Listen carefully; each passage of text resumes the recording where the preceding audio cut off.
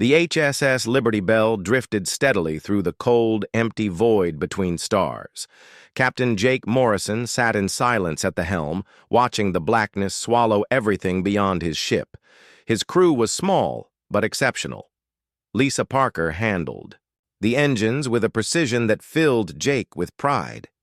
Ryan Blake kept the ship secure and knew exactly how to deal with danger. Amy Foster spoke with a calm, soothing voice that could ease even the worst tension across any comm channel. And Dr. Ben Carter, always ready, tended to injuries and illnesses with unwavering dedication. Jake reviewed the cargo manifest glowing on his console.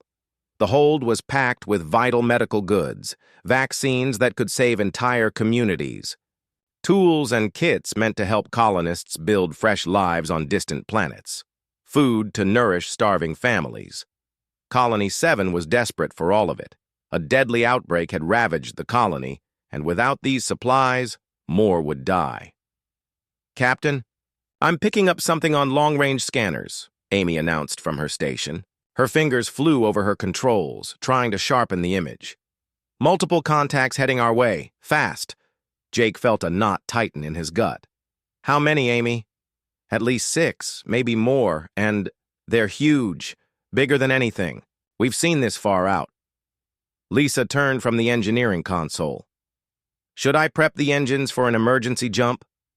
"Not yet," Jake replied. "Let's see what they're doing first. Could just be passing through." The contacts materialized on the view screen, massive silhouettes bristling with blade-like protrusions that screamed danger. Jake recognized the design instantly from tactical briefings. Zephyran warships. The reptilian conquerors, who believed they had dominion over everything they touched. A harsh, metallic voice crackled through the comms. "This is War Commander Moore of the Zephyrian Confederation. Human vessel, shut down your drives and prepare for boarding." Jake stood from his seat. "This is Captain Jake Morrison of the HSS Liberty Bell. We're a civilian ship delivering medical aid to Colony 7. We pose no threat and have broken no law." The voice responded with a dry, mocking sound, almost like laughter. "You trespass in our space. That alone is enough. Your cargo now belongs to the Confederation." "These supplies are life-saving," Jake said firmly, hands clenching at his sides. "If you take them, innocent people will die." "Not our problem, soft skin," came the reply. "Your kind should have requested permission before entering. Zephyrian territory." Ryan stepped closer. "Captain, their weapons are coming online. We might want to consider fleeing." Jake looked to his crew. Every face mirrored the fear twisting in his own chest. But to run was to abandon Colony 7. It meant accepting death for thousands just to save themselves. "War Commander Vexmore," Jake said, voice strong. "These supplies are protected under galactic humanitarian law. If you take them, their deaths will be on your hands." Laughter again, sharper now.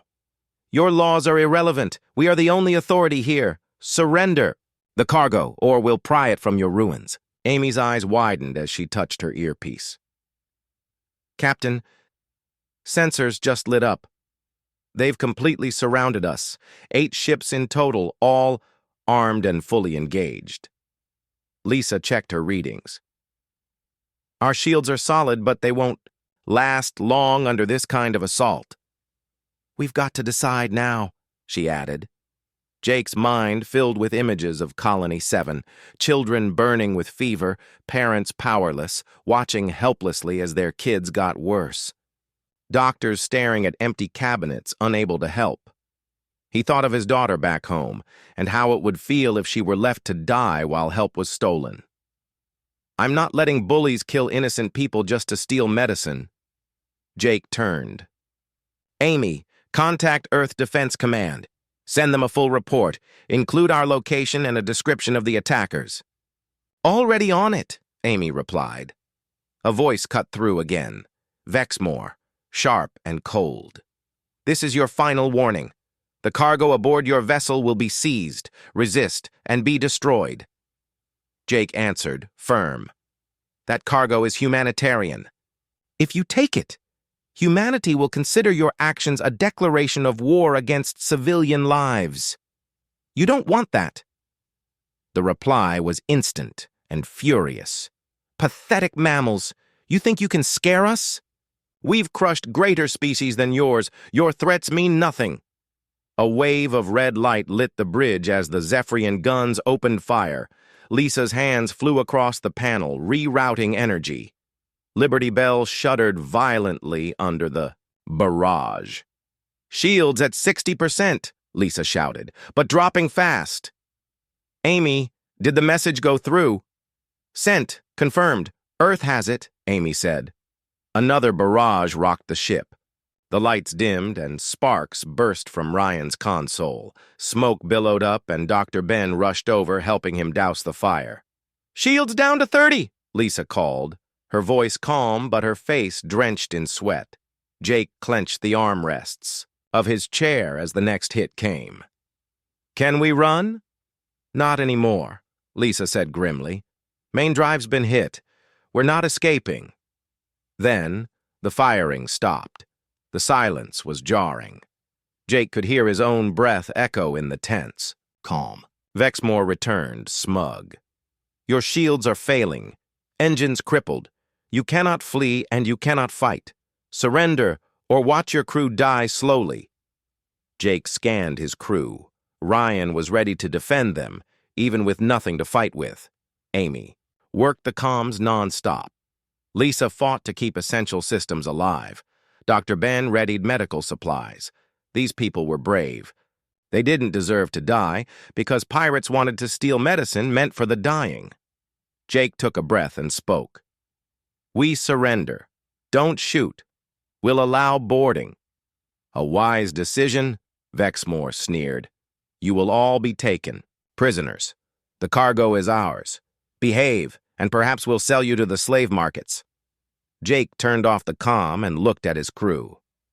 "I'm sorry. I did my best to save the supplies, but I won't let you die for them." Lisa smiled sadly. "You did the right thing. The people of Colony 7 will understand." "Maybe," Jake said quietly, "but I still feel like I failed them." Zephyrian boarding vessels latched onto the Liberty Bell like metal parasites. Boots clanged in the halls as armed soldiers poured aboard. Jake and his team were herded together, hands raised. Vexmore stepped onto the bridge, towering, his scaled body glistening. Yellow eyes studied the humans with disdain. "So these are the famous humans?" he mocked. "Even weaker than I imagined. No wonder you hide behind diplomacy." Jake met his gaze, unflinching. "You just made a mistake. Humanity protects its own, and we don't abandon those in need." Vexmore bared knife-like teeth. "You'll do nothing. You're soft, weak. This cargo will make us rich, and no one will remember you." But Amy gave Jake a subtle nod. The message had gone through. Earth knew, and Jake knew humanity. They wouldn't let this stand. The Zephyrians had started a fight they didn't truly understand. And soon, they were going to find out the hard way that humanity's real power wasn't in weapons or fancy tech. It came from something deeper. It came from never turning their backs on those who needed help. The prison cells aboard the Zephyrian vessel reeked of rust and fear. Jake Morrison sat on the cold metal floor with his crew huddled nearby. The walls were scarred with marks, left behind by countless others who had passed through here, none by choice. Through a narrow viewing slit in the door, they saw guards pacing with weapons drawn and ready. "How long do you think before they haul us out?" Ryan asked in a low voice. His instincts from security training told him to stay alert, look for openings. But their captors had taken every tool and weapon. "They'll want to parade us first," Jake said. "Make us look pathetic to boost their image. Bullies love putting on a show." Dr. Ben gently examined Amy's arm, where a guard had grabbed her roughly during their capture. "You'll bruise, but nothing's broken," he said gently.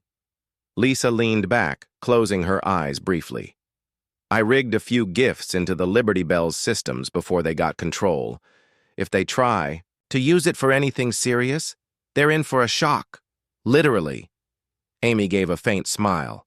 I didn't just send that one distress signal. While they were busy boarding, I slipped out a complete data burst, fleet locations, weapon configurations, the works. Earth Defense Command has it all. Bootsteps echoed outside, loud and heavy. The cell door creaked open with a metallic groan, and 4 Zephyrian guards leveled weapons at them. Behind them, Vexmore stood with gleaming satisfaction in his yellow, reptilian eyes. Bring them, he ordered. The Supreme Commander wants a look at the so-called legendary humans. They were marched out into long, dim corridors lined with Zephyrian soldiers. Alien eyes followed them, studying the captives with curiosity and disdain. Some made guttural sounds that might have been laughter. Others bared their sharp teeth in unmistakable threats. The command center they entered was vast and dimly lit. Displays glowed with tactical data, star charts, fleet deployments, invasion vectors. At its heart sat a Zephyrian even more imposing than Vexmore. His scales were a darker hue, thick with scars that told of brutal combat. This was Supreme Commander Vexcalor. So, these are the mammals who believe they can intimidate us, Vexcalor said, his voice scraped like stones grinding. Even more pitiful than I imagined. Jake stepped forward, even with weapons aimed at him. You shouldn't have attacked our ship. We were delivering medical supplies to save lives. Humanity doesn't take that lightly. Vexcalor rose slowly. He towered over Jake, claws long enough to gut a man in one swipe. Your kind is known for making threats you can't enforce. We've studied your species. You talk loudly, but fight only when your home worlds are touched. Then you should study us a little harder, Jake replied. We protect each other. We protect the innocent. Vexcalor let out a deep, echoing laugh. Your vessel was unarmed. Your crew surrendered without resistance. Your species hides behind treaties and trade deals. You are weak. You are soft. Amy stepped beside Jake, her voice clear. We transmitted everything about this ambush to Earth Defense Command. They know what you did and where you are. Excellent, Vexcalor said, lips curling. Let them witness what becomes of humans who trespass in Zephyrian territory. Maybe it will teach your people to stay caged in your corner of the galaxy. Vexmore stepped forward eagerly. Supreme Commander, their vessel carried medical goods worth millions on the black markets. And we've secured untouched human tech, a lucrative day. What about Colony 7? Dr. Ben finally spoke, his tone grim. Those people are dying. They needed that cargo to survive. Not our concern, Vexcalor said, flicking his claw dismissively. The weak perish, the strong thrive. That is the order of life. Jake felt fury boil within, but he kept control. That's where you're wrong. We believe the strong exist to protect the weak. That's what separates us from animals like you. The Zephyrian's eyes gleamed with rage. Animals? You insult us while being little more than upright prey who stumbled upon technology? We are warriors. We conquer. We take what we desire and obliterate what resists. And that's exactly why you'll lose, Jake shot back. You think strength is measured by firepower and fleet size. But real strength is knowing what's worth risking everything for.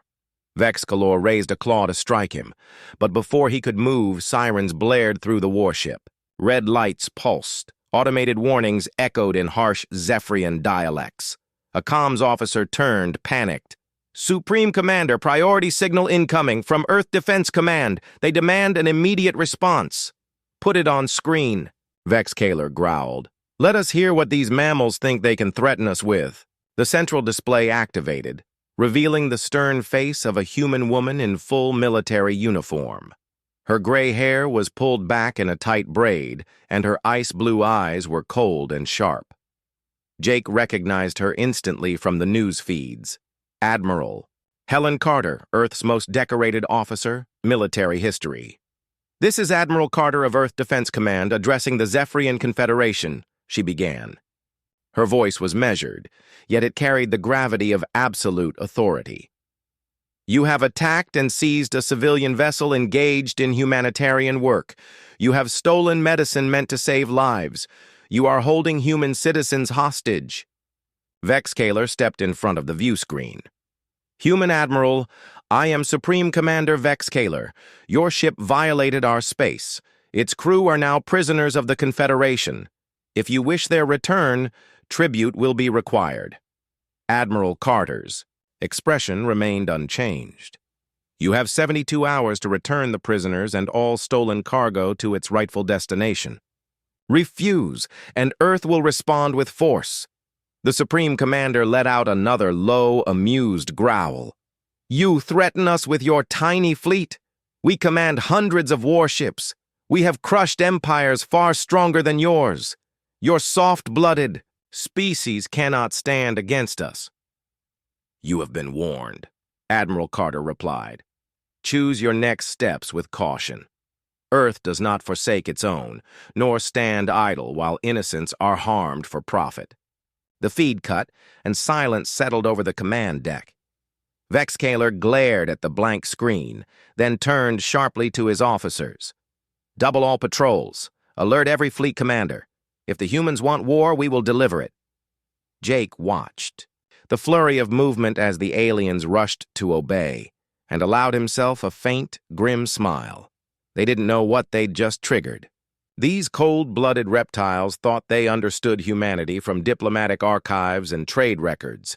They mistook peace for cowardice, but they were about to learn the difference between choosing not to fight and being unable to. Amy caught Jake's glance and nodded subtly toward a console near the guard. She'd been studying their systems since they were captured. If she could get even a few seconds with that terminal, she might push more critical intel to Earth. Lisa was doing the same, scanning every engineering panel, mapping layouts, identifying Zephyrian ship weaknesses. Every scrap of data could be a lifesaver when Earth's forces arrived, and Jake knew with certainty they would arrive. Admiral Carter didn't bluff. When she said 72 hours, she meant 72 exactly. Not a second more. Dr. Ben leaned toward Jake and whispered, Captain, I've been observing them closely. Their biology has vulnerabilities. If Earth needs that data, I'll be ready to pass it along. Ryan added from his station near the guards, I've been counting. Weapons noting patrols. These guys are used to easy prey. Species that either flee or charge blindly. They're not used to real tactics. Jake looked at his crew and felt nothing but pride. Even as captives aboard an enemy vessel, they hadn't stopped their mission. They were gathering intelligence, planning, resisting in every way they could. The Zephyrians had made two grave miscalculations. First, they'd attacked innocent people and robbed the dying of hope. Second, they'd underestimated humanity's response. In 72 hours, they would learn how deeply wrong they'd been on both counts. Admiral Helen Carter stood at Earth Defense Command's Operations Center, eyes fixed on the tactical screens tracking movements across the stars. Her staff worked silently, efficiently around her, preparing for something Earth hadn't done in over half a century. Humanity was going to war. Fleet Admiral Stone reports ready for deployment, Commander Davis said from his console. 7th Fleet is fully armed and standing by for orders. Admiral Helen Carter gave a single nod, but her focus stayed locked on the main tactical display. How long since we issued the ultimatum? 18 hours, Admiral. That leaves 54. On the central screen, hundreds of green markers shifted into formation, each one representing a human warship, each carrying thousands of crew and weapons unknown to most alien powers. For years, humanity had masked its true strength behind diplomacy and trade. But now that illusion was fading. Any response from the Zephyrians? Helen asked. Nothing formal, Davis replied. But our intel shows they're pulling more ships into defensive positions. They believe we're bluffing. Helen's lips twitched. Then they're about to learn we never bluff when it comes to protecting our own. Far across space, aboard the Zephyrian flagship, Jake Morrison sat in his cell, reviewing every detail of the guard routine. The security shift changed every 6 hours, and for precisely 90 seconds during that window, only one guard stood watch outside their door. "Amy, any chance you can still tap into their communications?" he whispered. Amy had been feigning sleep while closely examining the systems through the viewing slot. "I think so," she whispered back. "Their firewalls are weaker than—" "They look. Give me a terminal just for a couple minutes, and I can send more intel to Earth and maybe mess with their systems while I'm at it." Lisa glanced up from the floor, where she'd been quietly etching lines into the metal with a tiny shard she'd hidden in her boot. "I've mapped their power distribution. If we hit a few specific panels, we can overload critical systems across the ship." "What about the other prisoners?" Dr. Ben asked in a hushed tone. "I've heard voices. Some of them don't sound human." Ryan, who'd been quietly stretching and doing light calisthenics, nodded. "When we were brought in, I saw at least 3 alien species locked up. The Zephyrians haven't just been picking fights with us." Jake nodded. "Then we're getting them out, too. Nobody gets left behind." The hours dragged. The guards delivered rations that tasted like metal and water that barely looked drinkable. Jake and his crew wore the mask of defeat, slouched and silent. But beneath it, every one of them was preparing. When the next shift change arrived, Ryan pressed his ear to the door, timing each movement. Just as they'd planned, the moment came. Only one guard remained outside. They had 90 seconds. Amy had crafted a crude but functional tool from scraps of food tray, plastic, and wire. She slid it through the door seam and began picking the lock with steady hands. Her fingers moved with silent precision as she searched for the proper connections. The mechanism clicked just as the new guards rounded the corner. Jake held still, breath caught. But the aliens noticed nothing. They took position and resumed their routine patrol. "We wait for the next shift," Jake whispered. "That's when we strike." Back on Earth, Fleet Admiral Marcus Stone stood aboard the HSS Vengeance, overseeing final preparations. He was tall and weathered, gray-haired and battle-scarred, from wars most civilians had forgotten. His fleet was the most powerful humanity had ever deployed. "Admiral Carter's giving them the full 72 hours, reported his comms officer. "But she wants us ready the second that window closes." Marcus studied the Zephyrian sector on the tactical screen. "Any update on the prisoners?" "No direct contact, sir, but all indicators point to the Supreme Commander's flagship." "Then that's our priority," Marcus said flatly. "Get the fleet ready to jump. And inform Captain Ross aboard Ghostwalker. Begin recon immediately." The HSS Ghostwalker was Earth's deadliest covert asset. Captain Nia Ross commanded a ship designed for stealth, moving invisibly through hostile territory. Her role? Gather intel, identify targets, and set the stage. Ross's ship glided through space unseen, cloaked by advanced systems the Zephyrians had never encountered. She was a veteran of covert conflicts and master of asymmetrical warfare. "Captain, I'm picking up Zephyrian vessels ahead," her sensor officer said. "They're forming a defensive grid." "Perfect," Nia replied, eyes cold with calculation. "Let them think they're ready." She turned to her weapons officer. "Amy, arm the quantum torpedoes. Let's give them a taste of what's coming." Back on the Zephyrian flagship, the next shift change arrived. Jake and his team made their move. They slipped from their cell like shadows. Ryan reached the lone guard and incapacitated him in silence. Amy dashed to a nearby comm terminal. Her fingers flew over alien interfaces, bypassing protocols and decrypting security. Within moments, she transmitted a full data package. Fleet, positions, weapon specs, Prisoner manifests, straight to Earth Defense Command. Lisa accessed a nearby engineering panel and started rerouting power nodes. Her earlier calculations guided her work. With the right overload, she could force cascading system failures. Meanwhile, Jake and Dr. Ben moved deeper into the ship, navigating dark corridors, following faint voices. The sound of other prisoners, non-human voices, echoed softly ahead. They discovered cells holding prisoners from at least 5 different alien species. All had been seized by the Zephyrians during attacks on civilian vessels. "We're here to help," Jake whispered to a cluster of blue-skinned beings who looked starved and weak. "We're getting everyone out." One alien, tall, silver-eyed, clearly their leader, studied Jake warily. "You're human. We heard the Zephyrians captured your kind, but thought you too weak to escape." "That's what they thought, too," Jake said while unlocking the cell. "Turns out they were wrong, about a lot." Meanwhile, Amy had moved beyond communications. She was pulling every scrap of data she could: Zephyrian military logistics, trade routes, planetary occupations.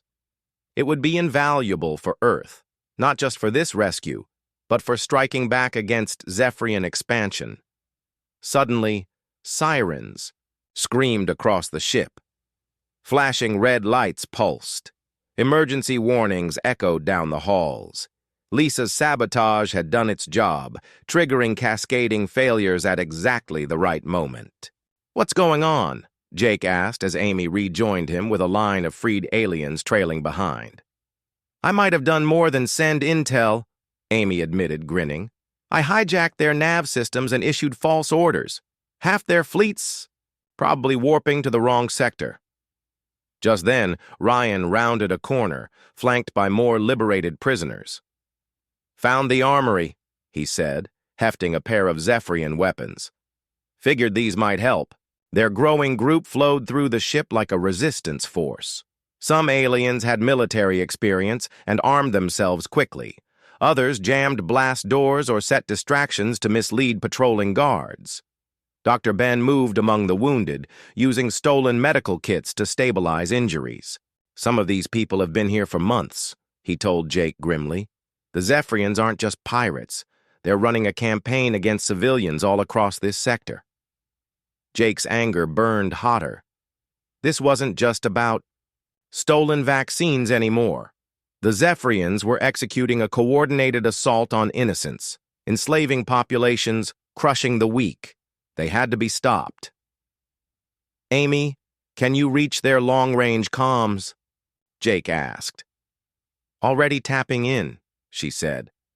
"What do you want to send?" "Everything," Jake said. "Fleet movements, prisoner lists, proof of war crimes, and a message. Humanity doesn't abandon its people, or its values." They fought their way toward the docking bays. Behind them, alarms still howled. Ahead, the exit and freedom beckoned. Jake knew Carter's deadline was closing fast. In under 30 hours, Earth's fleet would arrive. And when it did, the Zephyrians would find out that attacking civilians came at a cost they couldn't pay. The rescued prisoners were no longer victims. They were warriors now. And the Zephyrian crew was learning that the soft mammals they had mocked were anything but defenseless. Elsewhere in the void, human ships armed with fury were closing in, and the galaxy was about to witness exactly what happened when someone mistook compassion for weakness. The Zephyrians had asked for a fight. And they were about to get one they'd regret forever. The 72-hour deadline expired at precisely 1400 hours, Earth Standard Time. Admiral Helen Carter stood in Earth's command center, watching the last seconds disappear from the countdown. Not a single Zephyrian ship had returned the stolen cargo or released the prisoners.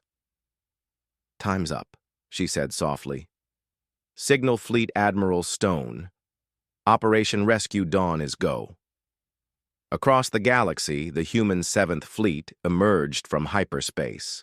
At the edge of Zephyrian territory, 200 ships snapped into perfect formation, their hulls bristling with weapons never before seen in interstellar combat.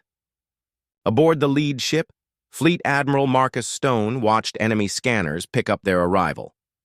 "Sir," his tactical officer said, "the Zephyrians are scrambling their border fleet. 43 ships en route to intercept." Marcus gave a cold, thin smile. "Only 43? They still have no idea who they're dealing with. All ships, engage at will. Let's show them what human design really means." The first clash lasted just 18 minutes. Zephyrian vessels, veterans of dozens of conquests, were overwhelmed by cutting-edge Terran tech. Plasma lances sliced through armor once thought impenetrable. Reflective shields absorbed fire and hurled it back with twice the force. Targeting. Systems nailed evasive ships from ranges the Zephyrians couldn't counter. Captain Nia Ross observed from deep behind enemy lines, cloaked in Ghostwalker. Her ship had spent hours mapping weaknesses across Zephyrian space. "Ghostwalker to command," she said on a secure channel. "Visual confirmation. Prisoners are on the flagship, but there's more. There are prison camps on at least 6 planets, hundreds of thousands of captives." "Understood," Marcus replied, his jaw tight. "Keep tracking. We're not leaving anyone behind." On the Zephyrian flagship, Supreme Commander Vexcalor watched in disbelief as his border defenses collapsed. Humans weren't supposed to fight like this. They were supposed to be slow, underarmed traitors, not warriors. "How are they shredding our fleet so easily?" he roared. War Commander Vexmore looked pale beneath his scales. "Their weapons and systems exceed all known specs, Commander. This isn't what we were told to expect." "All humans are soft mammals," Vexcaler snarled. "Order our reserves forward. Bury them in numbers." But even as the orders went out, worse news arrived. Jake Morrison and his crew had captured 3 Zephyrian ships and were broadcasting live to the human fleet. Coordinates of slave camps, war crime records, full tactical logs. Jake stood at the helm of a stolen cruiser, his crew operating like veterans. Amy manned communications, flawlessly managing the alien tech. Lisa pushed the engines to full efficiency, outperforming the original Zephyrian engineers. Ryan led a mixed team of angry former prisoners, now fully armed and ready to fight. "Captain Morrison to Fleet Command," Jake transmitted. "We've freed over 2,000 prisoners. Uploading intel now." "Excellent work," came Stone's reply. "Fall back from the front lines. We're coming in heavy." In the med bay, Dr. Ben treated survivors of horrific abuse. These blue-skinned ones, Andorans, scientists, artists, the Zephyrians stole them for their knowledge. Those tall gray ones, Cathari warriors, arm them and they'll fight. "And the rest?" Jake asked. "Farmers, teachers, families," Ben said grimly. "They weren't threats, just victims." As the fleet pushed forward, more camps fell, more allies joined. Nia struck depots and relay hubs with deadly precision, her ship vanishing before alarms finished sounding. Zephyrian leaders soon feared leaving fortified bunkers. "Ghostwalker to all units," Nia transmitted. "Camp Beta 7 secured, 8,000 liberated, including humans from the lost colony ships." The revelation hit both fleets like a thunderclap. The human colonies missing over the last 5 years hadn't been destroyed. They'd been enslaved. Entire families had been forced into Zephyrian mines and factories, while loved ones on Earth believed them dead. Fleet Admiral Marcus Stone felt a cold, controlled fury take root. "Signal all ships. No mercy for Zephyrian military infrastructure. We'll pursue full war crimes prosecution once this ends." The Zephyrian fleet attempted to regroup near their core systems, but the human forces were already there. Fast-moving ships, precision weapons, and tactics that seemed to predict every move. They overwhelmed Zephyrian lines. On his flagship, Vexcaler bellowed at his staff. "How are these mammals doing this to us? We are the superior race, the conquerors." War Commander Vexmore scanned the latest reports with grim realization. "Supreme Commander, perhaps it's time to negotiate. Admiral Carter has sent another message. She's still offering terms." "Never!"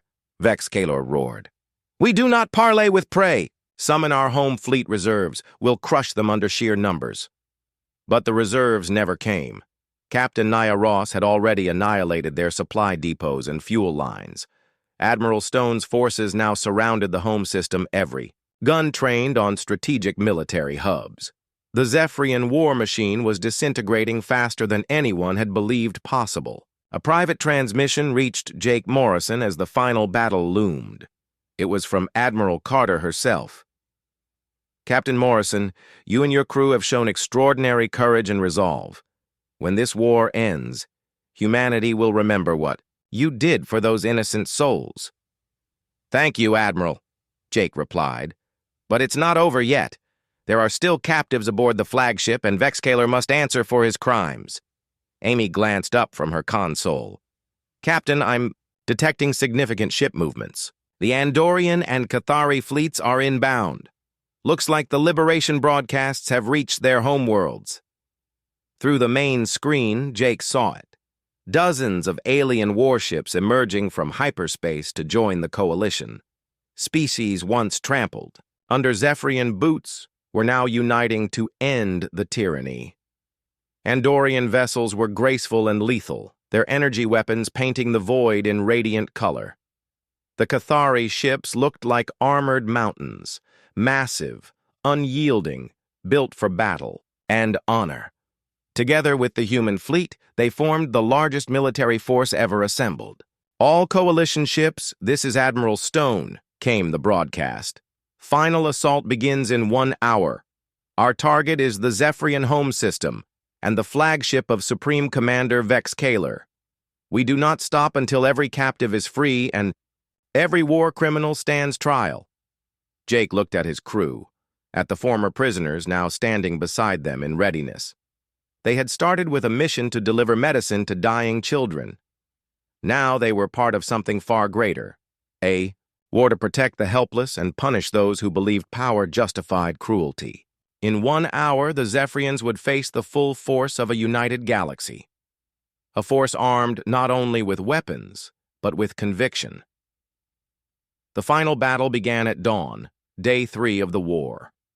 Admiral Marcus Stone stood on the bridge of the HSS Vengeance, watching the Zephyrian homeworld loom ahead. 300 human ships flew in formation beside 200 alien vessels, every one of them ready. "Status?" he asked. "All ships report green," his comms officer replied. "The Cathari Honor Guard requests the right to lead the first charge." Stone nodded. "They've earned that right. Give it to them." The Cathari fleet surged, forward like thunderclouds made of steel, weapons charged with energy so dense it made distant stars seem dimmer. Behind them flowed the Andorian ships, graceful and deadly, cutting through the dark like blades of light. Human ships followed, disciplined, precise, unrelenting, every system primed to finish what had begun 3 days earlier. Aboard the Zephyrian flagship, Vexcaler stared at the display, at the armada closing in. And for the first time in his long reign, he felt something unfamiliar. True fear. His empire was burning down around him. His fleets were failing. The very species he had scorned were marching toward his throne. "Supreme Commander," his communications officer stammered. "They demand surrender." Vexcaler's clawed. Hand struck the console. "Never! We are Zephyrians. We do not yield to vermin." He stood tall, his eyes blazing. "All ships, prepare for the final stand. We die as warriors, or crush these mammals and their allies." War Commander Vexmore stepped closer to his commander. "Supreme Commander, I urge you to reconsider. The Coalition promises fair trials under galactic law." Vexcaler turned on him, fury blazing in his reptilian eyes. You speak like prey. These humans have infected your thinking. We fight to the last scale. The battle erupted as the Zephyrian fleet opened fire on the advancing coalition. Cathari shields absorbed the blasts and returned fire with punishing force. Andorian energy beams sliced Zephyrian hulls open with surgical precision. Human plasma. Cannons annihilated enemy vessels in bursts of blue fire. Aboard a captured Zephyrian cruiser, Captain Jake Morrison watched the chaos unfold. His crew wasn't part of the main assault. They had volunteered for something else, something personal. Their mission: infiltrate the Zephyrian flagship, rescue any remaining prisoners, and capture Vexcaler alive. "Amy, can we get close without drawing fire?" Jake asked. Amy's hands danced across alien controls. "I'm routing our ID codes through a Zephyrian fleet signature. Their sensors will see us as one of theirs, returning from patrol." Lisa stood ready at the weapons panel. "I've overcharged our shields and tuned the weapons for close-quarters combat. We'll punch harder than they expect." Ryan checked. Over a team of former prisoners, humans and aliens alike, now armed and focused. Every one of them had lost something. Every one of them had something left to fight for. Dr. Ben carried a med kit rigged with stimulants, antibiotics, and sedatives, adapted for Zephyrian biology. "I'm ready to treat prisoners or subdue hostiles if needed." Their cruiser slipped through the battle unnoticed. Explosions lit the void around them, but none came close. The Zephyrian flagship loomed ahead, vast, damaged, but still deadly. "There," Amy said, pointing at a schematic. "That hangar's intact and away from major weapon systems. We go in there." The ship docked without raising alarms. The hangar was chaotic but lightly defended. Jake and his team poured out, moving with purpose through blood-red corridors. Alarms blared. Emergency klaxons warbled in a language none of them spoke. They passed through damaged sections where power flickered and walls were scorched from internal fires. Deep in the ship's belly, they found what they were looking for: prisoners. Humans from the lost colony ships. Aliens who had been taken months or years ago. Weak, hungry, but alive, and stunned to see help arrive. "Dr. Carter? Is it really you?" an elderly woman cried as Dr. Ben helped her stand. "We thought Earth had forgotten us." "We never forget our people," Ben said. "You're safe now." While Jake's crew evacuated captives, the battle continued above. On the bridge, Vexcaler watched his empire die in real time. Coalition ships outmaneuvered everything he threw at them. His fleet, once feared across the stars, was being dismantled by technology and tactics he didn't understand. "Engines failing," an officer reported. "Hull breaches, decks 7 through 12, weapons down to 30%. "Then we ram them," Vexcaler snarled. "We'll die, but we'll take them with us." Before he could issue the command, the bridge doors exploded inward. Smoke filled the room, and through it came Captain Jake Morrison. Ryan and the mixed species strike team followed, weapons raised and eyes locked on their targets. Jake stepped forward, voice calm but unyielding. "It's over. Your fleet is gone. Your empire is finished. Surrender now or be held accountable the hard way." Vexcaler stared at him. This was the being who had led the charge. A human cargo captain, flanked by former slaves, prisoners, and inferior species. They had taken down a galactic power. "You think you've won, mammal?" Vexcaler hissed. "There are other fleets, other strongholds. They will come. They will avenge me." "Maybe," Jake said, "but the galaxy's watching now. And you won't be around to see any of it. The age of bullies is over, and the good people of this galaxy are done running." Vexmore slowly raised his arms. "I surrender to Coalition forces. I invoke galactic prisoner protections under interstellar law." One by one, the other bridge officers followed suit. Their weapons were powered down, their postures slack with defeat. Vex Kaler looked around, at the officers who had once sworn to die for him. Now they surrendered, obeying a human's orders. With a scream of rage, he lunged toward the command console, but Ryan was faster. A stunned pulse hit Vex Kaler square in the chest. He collapsed in a heap at Jake's feet. Ben stepped forward with the sedative. "That'll hold him until trial," he said. "He's not going anywhere." Jake turned to the others. "Secure the bridge. Begin uploading everything to Coalition Command. Fleet data, war records, prisoner logs. We'll finish this the right way." Amy's fingers flew over the alien systems as she activated transmission protocols. Lisa took over helm control. The Zephyrian flagship was now under Coalition command. The last symbol of their cruelty finally silenced. Jake looked out the viewport. The war wasn't just ending. A new era was beginning. His example. One by one, the officers dropped their weapons and surrendered. Only Vex Kaler remained defiant, teeth bared and eyes blazing until Ryan leveled a capture weapon and stunned him. The Supreme Commander crumpled to the deck. "Bridge secured," Jake reported into his communicator. "All prisoners freed. Primary targets in custody." "Outstanding work, Captain Morrison," came Admiral Stone's voice. "Return to the fleet. We have a galaxy to rebuild." The battle ended 3 hours later. The last Zephyrian ships either surrendered or were destroyed. What had once been a feared empire was now scattered wreckage across the stars. The Coalition had won a complete and decisive victory, and with far fewer casualties than expected. Humanity's fusion of advanced technology, unpredictable tactics, and sheer determination had shattered the Zephyrian war machine. In the days that followed, the real work began. Thousands of liberated prisoners were returned to their home worlds. Medical supplies finally reached Colony 7, barely in time to save the sickest. Entire families were reunited. Lives were saved. Hope returned. Captured Zephyrian leaders faced trial for war crimes in a neutral galactic court. Others, civilians, engineers, young conscripts, were offered rehabilitation, education, and a choice: live in peace or leave forever.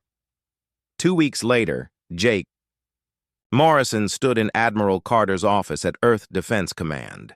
He still wore his old cargo uniform, still had trouble believing how far things had come since that first ambush in deep space.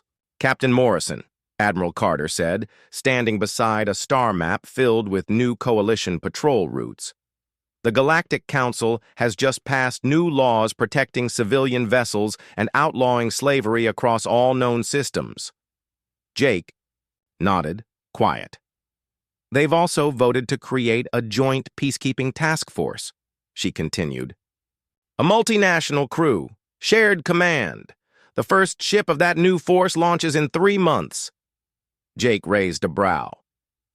"Sounds like a good idea, but I'm just a transport pilot, Admiral. I never signed up to lead a revolution." Carter smiled. "And yet, you did. You made the first stand. You held the line. You turned prisoners into a resistance and gave the galaxy its first real hope." She gestured to a hollow image behind her, a sleek, powerful vessel bearing the emblem of the new coalition. "The Council wants you to command the HSS Unity," she said. Jake stared at the ship for a long moment. He thought of Amy's warnings and Lisa's engine diagrams scrawled in grease. He thought of Ryan's quiet resolve and Dr. Ben's tired hands, never stopping, never giving up. He thought of the starving children on Colony 7, now alive and laughing because one cargo ship hadn't turned away. "I'll do it," Jake said at last, "but only if my crew comes with me." Carter's smile deepened. "I wouldn't have it any other way." 6 months later, the HSS Unity glided silently through space near the rim of Coalition territory. On the bridge, Captain Jake Morrison stood tall in his new uniform, but his heart remained the same. Around him worked a crew unlike any other. Humans and aliens, engineers and doctors, warriors and diplomats, all dedicated to one mission: to protect the innocent, wherever they were. Amy sat at her station, translating incoming transmissions from dozens of languages. She tracked refugee movements, trade convoys, and emerging threats in real time.